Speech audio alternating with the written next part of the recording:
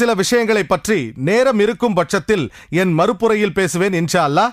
இன்றைய வாதத்தின் தலைப்பையும் நான் சரியாக நிறைவேற்ற வேண்டும் அல்லவா? ஆகவே விஞ்ஞான ஒளியில் பைபிளை பார்ப்போம்.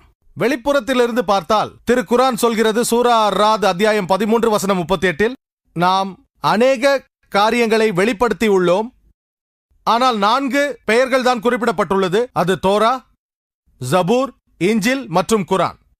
தோராவானது தூதர் மோசேவுக்கு வழங்கப்பட்ட வேத வெளிப்பாடாகும். ஜபூர் என்பது தூதர் தாவீதுக்கு வழங்கப்பட்ட வேத வெளிப்பாடாகும். இஞ்சில் தூதர் இயேசுவுக்கு வழங்கப்பட்ட வேத வெளிப்பாடாகும். திருக்குரான் தான் முடிவானதும் இறுதியானதுமான வேத வெளிப்பாடாகும். அது கடைசி இறை தூதர் முகமது நபி அவர்களுக்கு வழங்கப்பட்டது.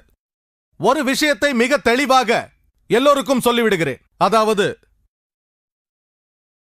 கிறிஸ்தவர்களால் இறைவனுடைய வார்த்தை என்று நம்பப்படும் இந்த பைபிள், முஸ்லிம்களாகிய நாங்கள் ஏற்றுக்கொண்டுள்ள தூதர் இயேசு அலைஹி வஸல்லம் அவர்களுக்கு அருள் செய்யப்பட்ட இஞ்சில் அல்ல.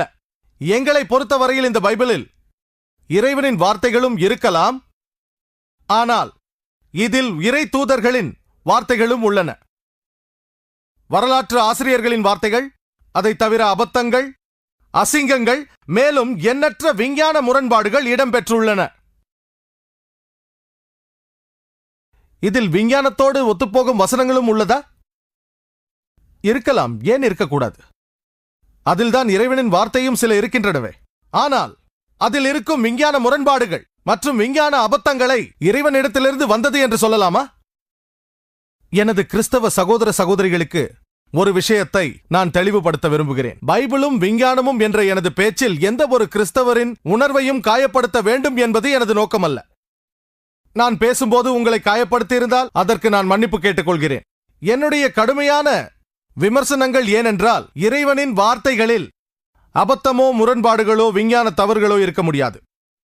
இயேசு கிறிஸ்து சொன்னது போல, உண்மையை தேடுங்கள், அது உங்களை விடுவிக்கும். உங்களிடம் பழைய மற்றும் புதிய ஏற்பாடுகள் இருக்கின்றன. இனி நீங்கள் முடிவான இறுதியான ஏற்பாட்டை ஏற்க வேண்டும். அதுதான் திருக்குரான். டாக்டர் வில்லியம் கேம்பலை பொறுத்தவரையில் நான் அவருடன் மிக தாராளமாக நடந்து கொள்ளலாம். ஏனெனில் விஞ்ஞானத்தின் ஒளியில் குரானும் பைபிளும் என்ற நூலை எழுதியிருக்கிறார். அதில் அவர் சில கருத்துக்களையும் வைக்கிறார். அவர் ஒரு மருத்துவரும் கூட. அவரிடத்தில் பெரிய மரபுகளை நான் கடைபிடிக்க தேவையில்லை. ஆனால் மற்ற கிறிஸ்தவ சகோதர சகோதரிகளை பொறுத்தவரையில் என் சொற்பொழிவின் போது உங்களை காயப்படுத்தியிருந்தால் மன்னித்து விடுங்கள். நவீன விஞ்ஞானத்தோடு பைபிள் எப்படி ஒத்துப்போகிறது என்பதையும் பார்ப்போம். முதலில் விண்ணியலை எடுத்துக்கொள்வோம். பைபிள் பிரபஞ்சத்தின் படைப்பை பற்றி பேசுகிறது. துவக்கத்திலேயே முதலாவது நூலாகிய ஆதியாகமத்தில் 1வது அதிகாரத்தில் இப்படி வருகிறது, எல்லாம் வல்ல கர்த்தர் 6 நாட்களில் வானத்தையும் பூமியையும் படைத்தார் என்றும், மேலும் மாலை காலையையும் பற்றி பேசுகிறது. 24 மணி நேரம் கொண்ட ஒரு நாளை பற்றி சொல்கிறது. இன்று விஞ்ஞானிகள் நமக்கு 6 நாட்களில் இந்த பிரபஞ்சத்தை படைக்க முடியாது என்று அவர்கள் நமக்கு மிகவும் தெளிவாக சொல்கிறார்கள். குரானும் 6 ஐயாம்களை பற்றி பேசுகிறது. அரபு மொழியில் யோம் என்பது ஒருமை, ஐயாம் என்பது அதன் பன்மையாகும். இது 24 மணி நேரங்களை கொண்ட ஒரு நாளையும் குறிக்கலாம், அல்லது நீண்ட காலத்தை, ஒரு யுகத்தை, ஒரு காண்டத்தையும் குறிக்கலாம். இந்த பிரபஞ்சம் 6 மிக நீண்ட காலகட்டங்களில் படைக்கப்பட்டிருக்கலாம் என்பதில் எங்களுக்கு எந்த ஆட்சேபனையும் இல்லை என்று விஞ்ஞானிகள் சொல்கிறார்கள். இரண்டாவது, பைபிள் சொல்கிறது ஆதியாகமம் அதிகாரம் 1 வசனங்கள் 3-5 வரை, முதல் நாள் வெளிச்சம் உண்டாயிற்று என்று. வசனங்கள் 14-19 கூறுகின்றன, வெளிச்சத்தின் மூலதளம் நட்சத்திரங்கள், சூரியன் ஆகியவை 4ஆம் நாள் படைக்கப்பட்டனவென்று. வெளிச்சத்திற்கு காரணமான இவை அனைத்தும் 4ஆம் நாள்தான் படைக்கப்பட்டது என்றால், முதல் நாள் வெளிச்சம் எங்கிருந்து வந்தது? இது விஞ்ஞானத்திற்கு முரணானது. மேலும் ஆதியாகமம் அதிகாரம் 1 வசனங்கள் 9-13 பூமி 3ஆம் நாள் படைக்கப்பட்டதாக சொல்கிறது. பூமி இல்லாத நிலையில் இரவும் பகலும் எப்படி வரும்? ஒரு நாள் என்பது பூமியின் சுழற்சியால் நடப்பது. பூமியே இல்லாத நிலையில் இரவும் பகலும் எப்படி வரும்? நான்காவது, ஆதியாகமம் அதிகாரம் 1 வசனங்கள் 9-13 வரை பூமி 3ஆம் நாள் படைக்கப்பட்டதாக சொல்கிறது. வசனங்கள் 14-19 வரை சூரியனும் சந்திரனும் 4ஆம் நாள் படைக்கப்பட்டது என்கிறது. ஆனால் இன்றைய விஞ்ஞானம் நமக்கு பூமி அதன் தாய்க்கோளாகிய சூரியனின் ஒரு பகுதி என்கிறது. ஆகவே சூரியனுக்கு முந்தி அது பிறந்திருக்க முடியாது. இது விஞ்ஞான முரண்பாடு.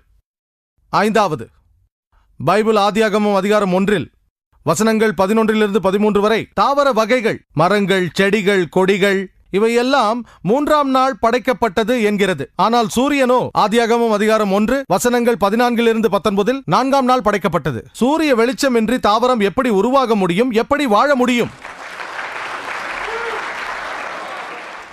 6வது பைபிள் சொல்கிறது ஆதியாகமம் அதிகாரம் 1 வசனம் 16 தேவன் 2 வெளிச்சங்களை படைத்தார் என்கிறது. அவை பகல் பொழுதிற்காக பெரிய வெளிச்சமான சூரியனும் இரவு பொழுதிற்காக குறைந்த வெளிச்சமான சந்திரனும் என்கிறது. இதன் உண்மையான மொழிபெயர்ப்பை ஹீப்ரு வசனத்தில் பார்த்தோமேயானால் விளக்குகள் என்று பொருள். தம் சுய வெளிச்சத்தை கொண்ட விளக்குகள். நீங்கள் 2 வசனங்களையும் நன்றாக படித்தால் இது உங்களுக்கு புரிய வரும். ஆதியாகமம் அதிகாரம் 1 வசனங்கள் 16-17 சொல்கிறது வல்லமையுள்ள தேவன் பூமிக்கு வெளிச்சம் கொடுப்பதற்காக அவற்றை வானத்தில் வைத்ததாக சொல்கிறது. அப்படியானால் சூரியனுக்கும் சந்திரனுக்கும் அவற்றுக்கான சொந்த வெளிச்சம் உண்டு என்றளவு அர்த்தம். இது நம் அறிவு கேட்டிய நிலைநிறுத்தப்பட்ட விஞ்ஞான கோட்பாட்டுக்கு முரணானது. சிலர் இதில் சமரசம் பண்ண முயற்சிக்கிறார்கள். அவர்கள் பைபிளில் சொல்லப்பட்டிருக்கும் 6 நாட்கள் குரானில் சொல்லப்பட்டது போல நீண்ட நாட்களை தவிர 24 மணி நேரங்கள் கொண்ட நாட்கள் அல்ல என்கிறார்கள். இது அபத்தம். பைபிளை படித்தால் தெரியும். காலை மாலை என்று தெளிவாக 24 மணி நேரத்தை குறிக்கிறது. நான் உடன்பாட்டு அணுகுமுறையோடு பார்த்தாலும் பிரச்சனை இல்லை. நான் உங்கள் அபத்தமான வாதத்தை ஏற்றுக்கொள்கிறேன். இருப்பினும் இதனால் முதலாவது விஞ்ஞான முரண்பாடாகிய 6 நாளில் படைத்த விவகாரம் தீர்வாகலாம். 2வது முதல் நாள் வெளிச்சம், 3ஆம் நாள் பூமியும் தீர்வாகலாம். மீதமுள்ள 4க்கு தீர்வே கிடையாது. சிலர் மேலும் சொல்கிறார்கள் 24 மணி நேரத்தை உள்ளடக்கிய நாட்களாக இருந்தால் பின்பு ஏன் காய்கறிகளால் சூரிய வெளிச்சம் இல்லாமல் 24 மணி நேரத்தை தாக்குப்பிடிக்க முடியவில்லை? சரி, பரவாயில்லை.